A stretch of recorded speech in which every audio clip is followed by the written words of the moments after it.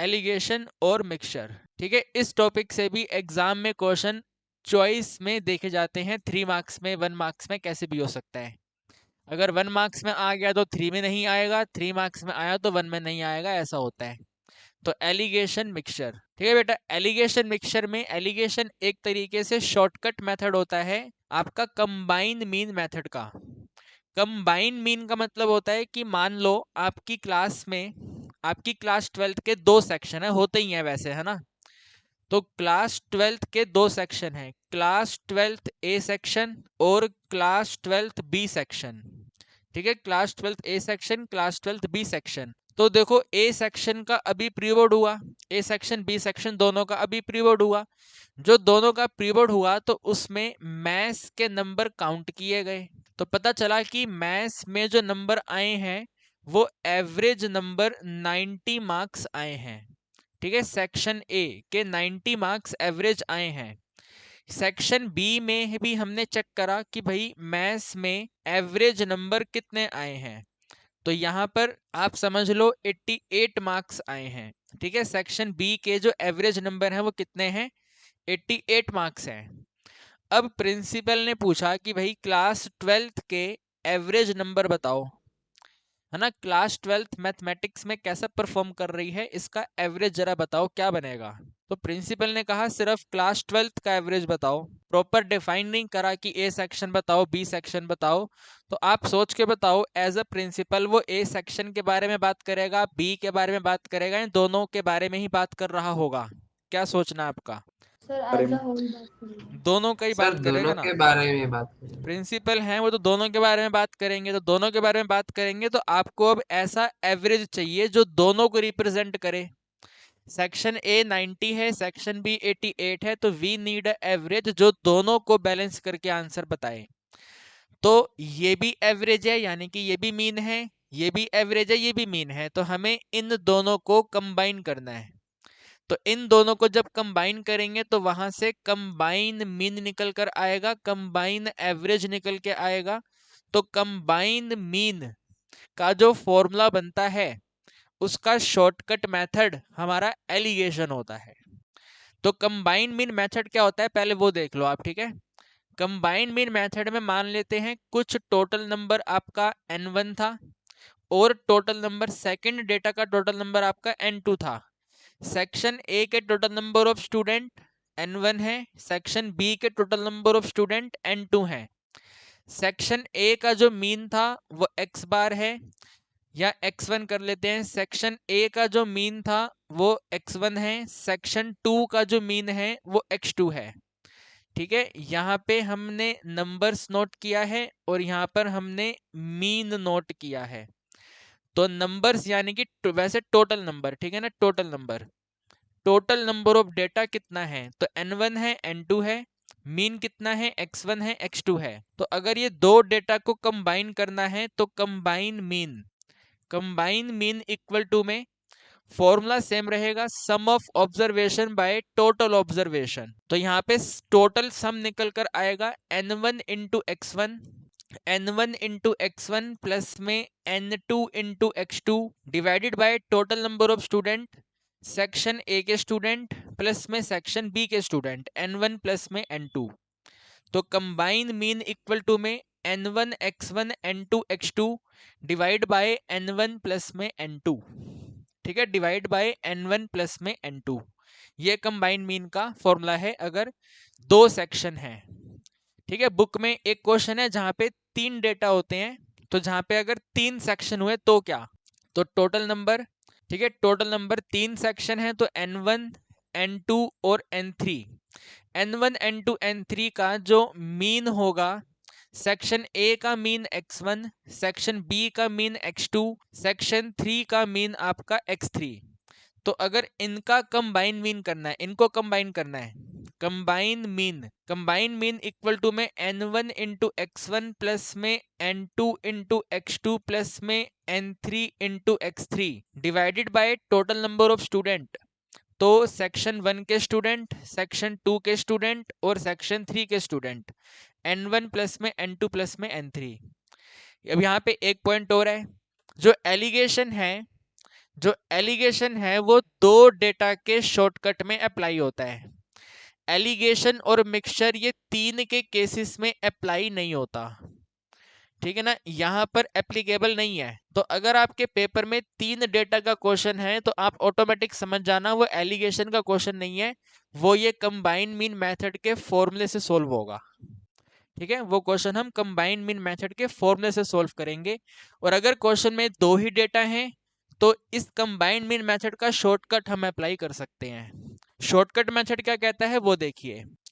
Shortcut method ये कहता है कि आपके पास जो भी डेटा नंबर 1 दिया हुआ है, मैं मान लेता हूं डेटा नंबर 1 आपको x1 दिया होगा, जो भी डेटा नंबर 2 दिया हुआ है आपको, डेटा नंबर 2 में मान लेता हूं x2 दिया होगा। जब आप इनको आपस में कंबाइन करोगे तो कंबाइन मीन आपको दिया होगा जिसको मैं x मान रहा हूं। ठीक है, इन दोनों को हम जब आपस में कंबाइन करेंगे, मिक्स करेंगे, तो वो वैल्यू x निकल कर आएगी। तो इतना करने के बाद आगे आपको माइनस कंसेप्ट यूज करना है। ठीक है, माइनस कंसेप्ट, ये जो x वैल्यू है वो x1 से ग्रेटर है। ठीक है, x1 से ग्रेटर है, x value greater than x1, और जो x वैल्यू है वो स्मॉलर है x2 वैल्यू से। तो अगर x वैल्यू x1 से ग्रेटर है, ठीक है, ऐसे क्रॉस माइनस करना है, क्रॉस माइनस, क्रॉस माइनस करना है, x1 का आंसर x1 आंसर से ग्रेटर है, तो माइनस यहां पर बनकर आएगा x1 माइनस में x। ठीक है, x2 वैल्यू x से ग्रेटर है तो यहां पर x2 माइनस में x आएगा। ठीक है, ये माइनस करना ही आपका एलिगेशन मेथड होता है। ये माइनस करने के बाद ये माइनस का जो आंसर आएगा ये शो करता है कि डेटा नंबर 1 कितना था, और ये वाला माइनस शो करता है ये डेटा नंबर 2 कितना था। डेटा 1 डेटा 2 सेक्शन ए के स्टूडेंट कितने थे, सेक्शन बी के स्टूडेंट कितने थे। फिर उसके बाद चाहे आप इनको रेशो में कन्वर्ट कर लो, चाहे जो करना है करो, क्वेश्चन बताएगा क्या करना होगा अपने को। बट ये वाला सब्ट्रैक्शन डेटा 1 का आंसर बता देगा, ये वाला सब्ट्रैक्शन डेटा 2 का आंसर बता देगा। इन वट रेशो, कौन सी रेशो में grocer must mix two variety of pulses, दो वेराइटी की पल्सेस के बारे में बात है। क्योंकि टू वेराइटी है तो आप इसमें एलिगेशन लगा सकते हो। तो कौन सी रेशो में टू वेराइटी पल्सेस को मिक्स किया जाए जो 85 रुपीज पर केजी और 100 रुपीज पर केजी में आता है। ठीक है, 85 रुपीज में आने वाली पल्स को 100 रुपीज पर आने वाली पल्स में मिक्स करना है। तो यहाँ पे आपने लिखा भी पल्स नंबर 1 और यहाँ पे लिखा पल्स नंबर 2। पल्स नंबर 1 की कॉस्टिंग 85 है, पल्स नंबर 2 की कॉस्टिंग 100 है। रेशो आपको बतानी है, तो जब आप इसको मिक्स करोगे, तो क्वेश्चन कहता है जब आप इसको मिक्स करोगे तो मिक्स करने के बाद जो मिक्सचर बनकर आया उसका कॉस्टिंग 92 रुपीज होना चाहिए। ठीक है, इनको मिक्स किया तो 92 रुपीज का कॉस्टिंग चाहिए। तो आपको ध्यान से क्रॉस माइनस करना है। यहाँ पे माइनस करेंगे तो 100 माइनस में 92 यानी कि 8 हो गया। यहाँ पे माइनस करेंगे 92 माइनस में 85 यानी कि 7 हो गया। ठीक है, तो पल्स नंबर 1 की 8 यूनिट ली गई थी, पल्स नंबर 2 की 7 यूनिट ली गई थी। क्वेश्चन ने कहा है इनको रेशो में कन्वर्ट कर दो आप। रेशो का मतलब है P1 को डिवाइड कर दो P2 से, तो P1 का आंसर 8 है, P2 का आंसर 7 है, जिसे आप 8:7 लिखोगे। ठीक है बेटा, दिस इज द एलिगेशन। ठीक है, दिस इज द एलिगेशन। दो डेटा आपको गिवन है, उन डेटा को मिक्स किया तो जो वैल्यू गिवन रहेगी वो एक वैल्यू से ग्रेटर होगी, दूसरी वैल्यू से स्मॉलर होगी। तो सब्ट्रैक्शन कंसेप्ट करना है, क्रॉस सब्ट्रैक्शन आपको करना है। जो आंसर निकल कर आएगा वो इनकी रिस्पेक्टिव डेटा को शो करेगा। पल्स नंबर 1 को 8 शो कर रहा है, पल्स नंबर 2 को 7 शो कर रहा है। पल्सेस की रेशो बतानी है तो P1 बाय P2, तो 8 और 7 आपका आंसर हो गया। ठीक है, भी 1 मार्क्स का क्वेश्चन एग्जाम में आएगा, फटाफट से आप इसको कर देना। रेशो माइनस करके रेशो। ठीक है बेटा, माइनस करके रेशो। इस वाले क्वेश्चन को हमने रीड किया। क्वेश्चन कहता है कौन सी रेशो में एक पर्सन दो शुगर सॉल्यूशन मिक्स करे। शुगर सॉल्यूशन, शुगर सिरप, पानी में चीनी घोली हुई है, शुगर सिरप, शुगर सॉल्यूशन। तो दो तरह के शुगर सॉल्यूशन है। पहले सॉल्यूशन में 30% शुगर है, बाकी वाटर है। सेकंड वाले में 50% शुगर है, बाकी वाटर है। तो 30% वाले शुगर सॉल्यूशन को 50% वाले शुगर सॉल्यूशन में मिक्स करना है। मिक्स इस तरीके से करना है कि फाइनल कंसंट्रेशन 45% हो जानी चाहिए। तो कितनी रेशो लगाई जाए ये आपको बताना है। तो sugar solution number 1, sugar solution number 2, ठीक है, 30%, शुगर सॉल्यूशन 2 50%। इन दोनों को मिक्स करना है। मिक्स करने के बाद में 45% का कंसंट्रेशन चाहिए। क्रॉस में सब्ट्रैक्शन करना है। 50 माइनस 45, 50% माइनस में 45% यानी कि 5%। यहां पर 45% माइनस में 30% यानी कि 15%। तो इसका मतलब बना कि शुगर 1 का आपको 5% वैल्यू चाहिए और शुगर नंबर 2 का 15% वैल्यू आपको चाहिए। क्वेश्चन ने कहा है रेशो बताओ इनका। तो रेशो इक्वल टू में आपको S1 डिवाइड बाय S2 करना है, यानी कि 5% डिवाइड बाय 15% करना है, यानी कि 1 डिवाइडेड बाय 3, यानी कि 1:3। ठीक है जी, यानी कि 1:3। This is alligation and mixture. ठीक है बेटा, this is the alligation and mixture. समझे भाई, सिंपल है। देखिए, चेक करिए, आगे बढ़ेंगे। In what ratio must water be mix with milk costing 60 rupees per litre to obtain 50 rupees per litre mixture. आप मिल्क में, प्योर मिल्क में जो 60 रुपीज पर लीटर आता है उसमें वाटर ऐड करना चाहते हैं। वाटर से रिलेटेड क्वेश्चन जब भी आएगा तो उसमें वाटर का कॉस्टिंग 0 माना जाएगा। ठीक है, घर से पानी उठाया और मिल्क में मिला दिया तो 0 रुपीज की कॉस्टिंग रहेगी वाटर की। तो जब दोनों को मिक्स किया आपने, मिक्सचर तैयार किया 50 रुपीज, तो बताइए कौन सी रेशो में वाटर को मिक्स किया। ठीक है, question is saying in what ratio water be mix. Water को मिक्स करना है मिल्क में, तो वाटर पहले रहेगा और मिल्क बाद में रहेगा। वाटर का कॉस्टिंग 0 माना जाएगा, मिल्क का कॉस्टिंग 60 दिया हुआ है। इन दोनों को हमने जब मिक्स किया तो 50 रुपीज का मिक्सचर रेडी हो गया। माइनस कंसेप्ट करना है, 60 में से 50 माइनस कर देंगे तो भाई 10 हो जाएगा, और 50 में से 0 को माइनस करने पे 50 हो जाएगा। यानी कि जो वाटर है ये 10 यूनिट्स रिप्रेजेंट कर रहा है और जो मिल्क है वो 50 यूनिट्स रिप्रेजेंट कर रहा है। क्वेश्चन ने कहा है रेशो बताओ, तो वाटर डिवाइडेड बाय मिल्क का रेशो बताना है। वाटर का वैल्यू 10 1:5। है, मिल्क का वैल्यू 50 है, रेशो 1:5 बनकर आती है। ठीक है बेटा, रेशो 1:5 बनकर आती है। सिंपल क्वेश्चन, बस इसमें ये ध्यान रखना है वाटर का कॉस्टिंग 0 माना जाएगा। ठीक है बेटा, वाटर का कॉस्टिंग 0 माना जाएगा। आगे बढ़ेंगे। In what ratio grocer sir mix 2 variety of T. T leaf, ठीक है ना, सर चाय पत्ती जो होती है, टी लीफ चाय पत्ती, चाय पत्ती को मिक्स करना है। जो फर्स्ट टाइप ऑफ लीव है वो 180 रुपीज पर सर केजी आती है और दूसरी वाली 200 रुपीज पर केजी आती है। बताएं बेटा। अब इस क्वेश्चन में हम बोल रहे थे टी लीफ को मिक्स करना है, 180 रुपीज वाली लीफ को 200 रुपीज वाली लीफ के साथ मिक्स करना है, so that the selling the mixture as 216.20। Mixture का सेलिंग प्राइस आपको दिया हुआ है क्वेश्चन में, मिक्सचर को सेल करेंगे 216.20 में और प्रॉफिट अर्न करेंगे 15% का। ठीक है, प्रॉफिट अर्न करेंगे 15% का। आप यहाँ पे देखिए ये टी लीफ की कॉस्टिंग है, ये सीपी है, ये भी टी लीफ का कॉस्टिंग है, सीपी है, लेकिन यहाँ पर ये 216 दिया हुआ है आपको एसपी, सेलिंग प्राइस। ठीक है ना, यहाँ पे सेलिंग लिखा हुआ है, this is the selling price SP, और साथ में आपको यहाँ पे दिया हुआ है प्रॉफिट परसेंटेज। ठीक है, अभी साथ में दिया हुआ है प्रॉफिट परसेंटेज।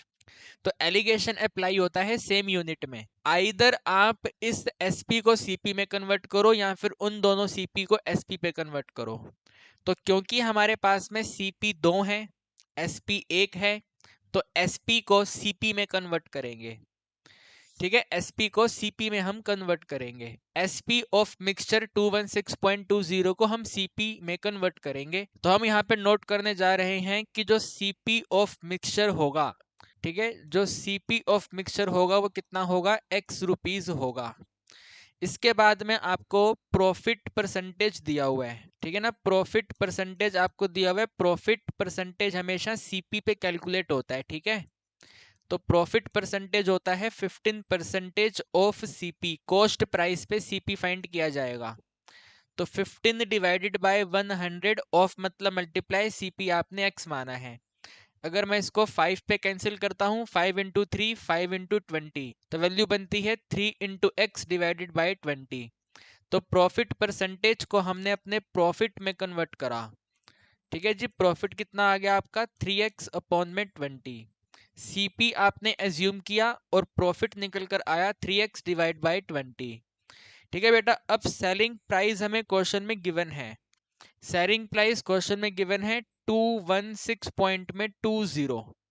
अब सेलिंग प्राइस होता क्या है, तो सेलिंग प्राइस होता है जो कॉस्ट प्राइस है वो उसमें ऐड कर दो जो प्रॉफिट है वो, ठीक है ना। ये पेन बनता है 10 रुपीज में, मैं 15 रुपीज का प्रॉफिट कमाना चाहता हूं, तो कितने में बेचूं, 10 रुपीज की कॉस्टिंग है, 15 का प्रॉफिट है, 25 रुपीज में सेल करना पड़ेगा, है ना भाई। अगर 15 रुपीज का प्रॉफिट कमाना है तो 25 में ये पेन सेल करना पड़ेगा। तो सेलिंग प्राइस क्या होता है, सीपी प्लस में प्रॉफिट होता है। तो सीपी प्लस प्रॉफिट है 216.20। सीपी हमने एक्स माना हुआ है, प्रॉफिट हमने 3 इंटू एक्स बाई 20 करके फाइंड किया हुआ है, इक्वल टू 216.20। 20 का x के साथ एलसीएम करवा लेंगे तो 20x हो जाएगा, साथ में 3x आएगा, डिनोमिनेटर में 20 इक्वल टू में 216.20। ठीक है बेटा, 20 और 3 ऐड कर देंगे तो 23x है, डिवाइड में 20 है, इक्वल टू में 21620। डेसिमल पॉइंट हम रिमूव कर रहे हैं तो डिवाइड में 100 आएगा, 1010 कैंसिल, 0 और 0 कैंसिल।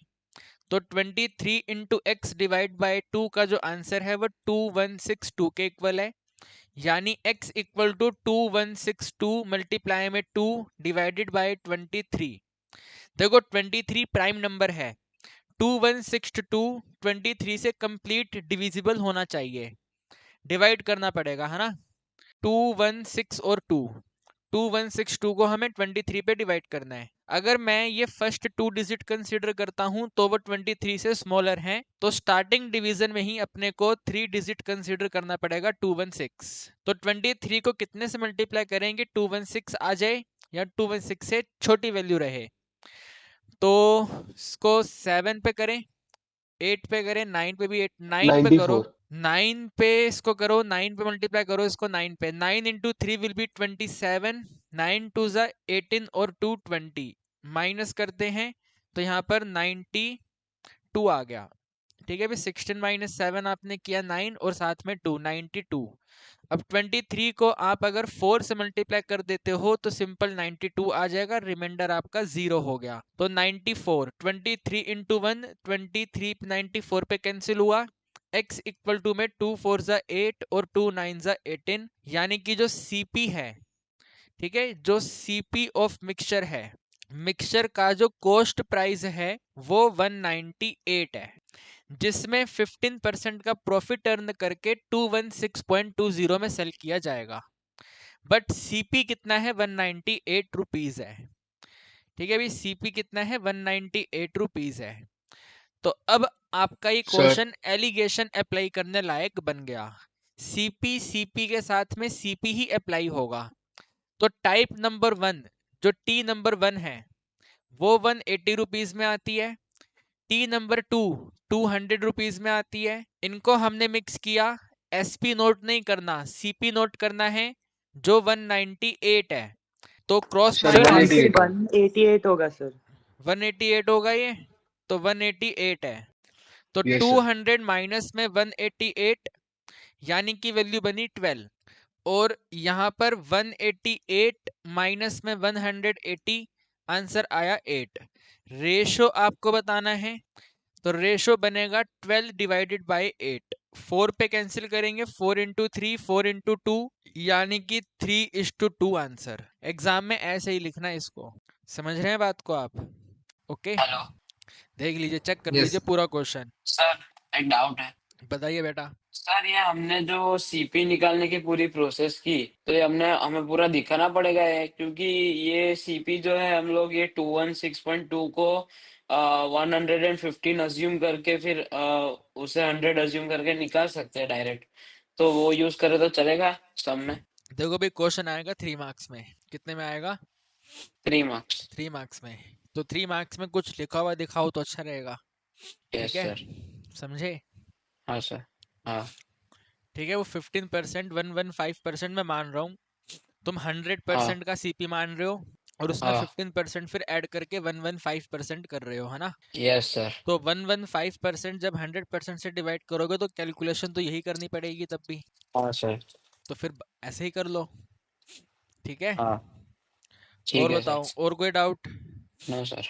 ठीक है, 900 ग्राम शुगर सिरप में 40% शुगर है। How much sugar should be added to make it 50%? कितनी शुगर और ऐड की जाए? 1 ग्राम, 2 ग्राम, 3 ग्राम, 4 ग्राम, 6 ग्राम, कितना शुगर और ऐड किया जाए कि टोटल क्वांटिटी मिक्स करने के बाद में 50% हो जाए? ठीक है, देखो मैंने आपको बताया था कि वाटर का कॉस्टिंग हमेशा 0 रहता है, और कोई भी क्वांटिटी आप अगर ऐड करते हैं तो परसेंटेज टर्म में वो 100% रहता है। ठीक है, अगर वाटर की कॉस्टिंग है तो वाटर की कॉस्टिंग 0 रहेगी, क्वांटिटी रहेगी 1 litre, 2 litre, 3 litre, 4 litre quantity रहेगा।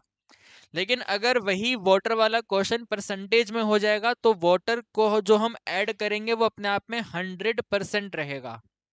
यहाँ पे हम शुगर ऐड कर रहे हैं, चीनी ऐड कर रहे हैं, तो चीनी की जो परसेंटेज ऐड की जा रही है वो अपने आप में 100% रहेगा।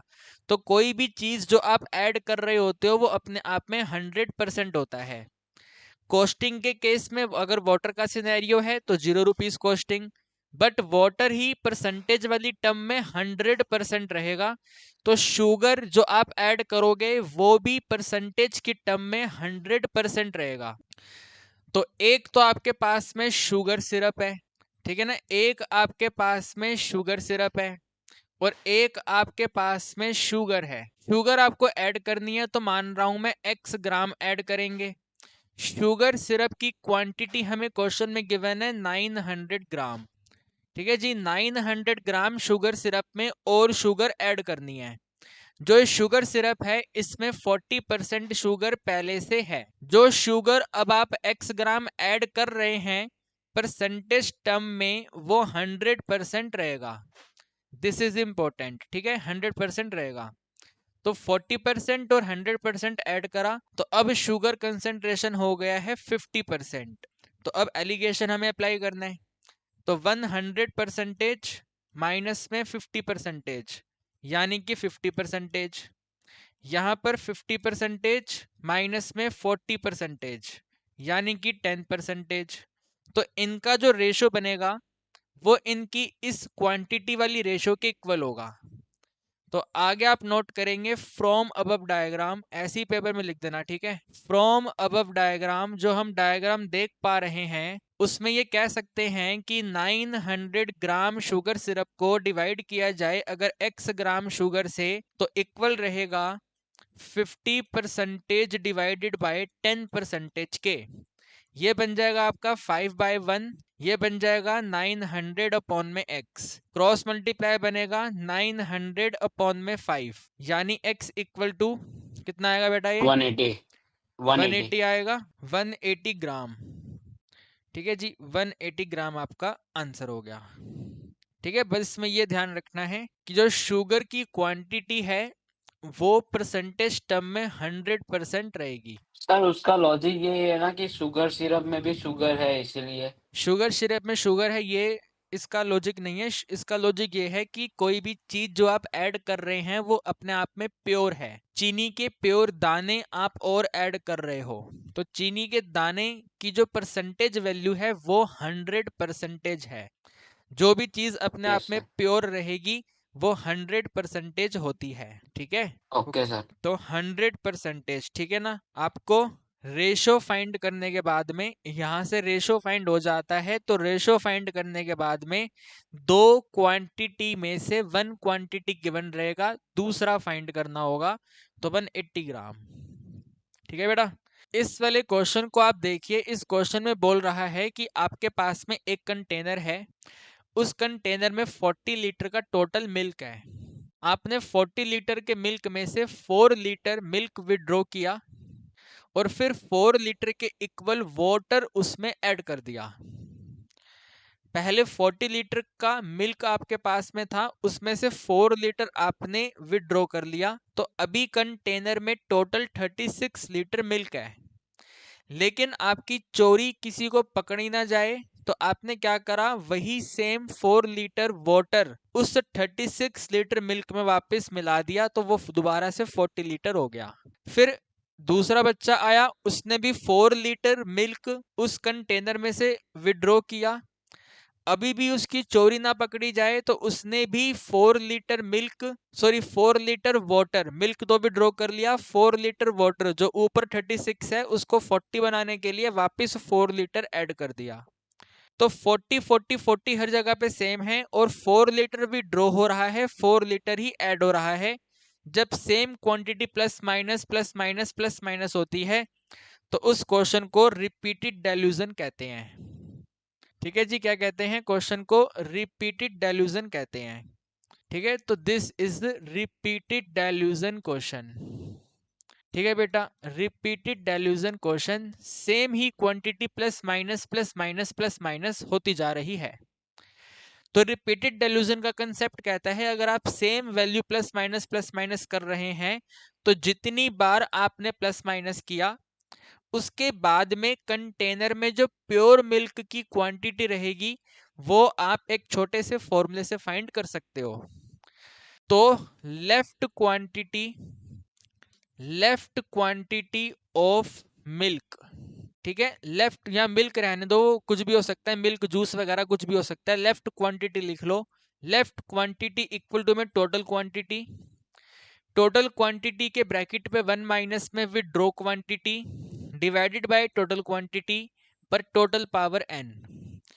ठीक है बेटा, t क्या है, टोटल क्वांटिटी, टोटल क्वांटिटी आपके पास कितना है, W क्या है, विड्रॉ क्वांटिटी, कितना आप प्लस माइनस, कितना आप विड्रॉ कर रहे हैं, और n क्या है, how many times you are drawing the quantity, कितनी बार आप प्लस माइनस का प्रोसेस कर रहे हैं, वो n है। तो ये फॉर्मूला होता है रिपीटेड डाइल्यूजन। ठीक है, this is known as the repeated dilution.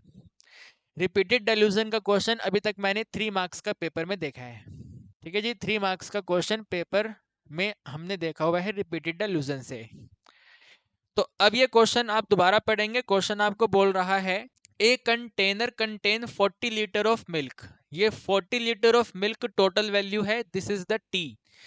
From this container 4 litre of milk was taken out, ये आप विड्रॉ कर रहे हैं, दिस इज द डब्ल्यू। ठीक है, and replace with water, this process was repeated 2 more time. यहाँ पे आप ये वर्ड देख रहे हैं मोर टाइम, तो आपने इसको 2 बार और किया, यानी कि +2। एक बार तो क्वेश्चन ने आपको एक्सप्लेन किया, उसके बाद आपने 2 बार और ये प्रोसेस किया, तो टोटल आपने 3 टाइम प्रोसेस किया, n वैल्यू 3 टाइम आपने प्लस माइनस किया। तो प्लस माइनस करने के बाद में जो लेफ्ट क्वांटिटी होगा कंटेनर में, वो इस फॉर्मूले से फाइंड हो जाएगा। तो कैसे फाइंड होगा, आप लिखेंगे left quantity of milk, left quantity of milk in container, ठीक है ना, left quantity of milk in container equal to में total quantity 40, 1 minus withdraw quantity 4, total quantity 40, total power 3। ठीक है, प्लस माइनस 3 टाइम किया है, टोटल पावर 3। तो answer बनता है 4040 मल्टीप्लाई 1 माइनस में 1/10, टोटल पावर 3।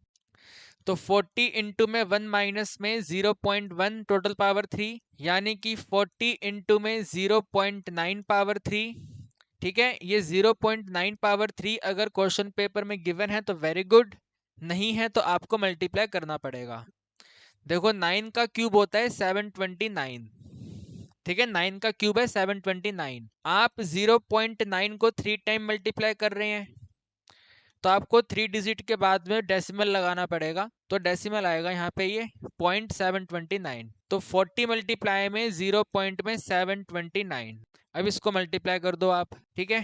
पहले 4 से करो, 4 9 आपका 36, 3 कैरी, 4 2 8 आपका 11, 1 कैरी, 4 7 20, मतलब 28 और 1 29। एक ये जीरो यहाँ पर आएगा, 3 डिजिट के बाद पॉइंट है, यहाँ पे पॉइंट आएगा, तो 29.16 लीटर, ठीक है। 3 टाइम प्लस माइनस करने के बाद में इतना मिल्क रिमेनिंग है, ठीक है। टोटल तो अभी भी 40 ही है, लेकिन उस 40 में से इतना मिल्क है, और जो बाकी अगर आप 40 में से इसको माइनस कर दो तो उतना वाटर है, ठीक है बेटा। 3 मार्कर क्वेश्चन ये पेपर हमने पेपर में देखा है, 3 मार्क्स में रहता है, ठीक है। ओके, यस और okay no? Yes sir 3 okay marks में आता है, तो बेटा कैलकुलेशन पूरी करनी है, ठीक है ना, कंप्लीट कैलकुलेशन करनी है, ठीक है। ओके।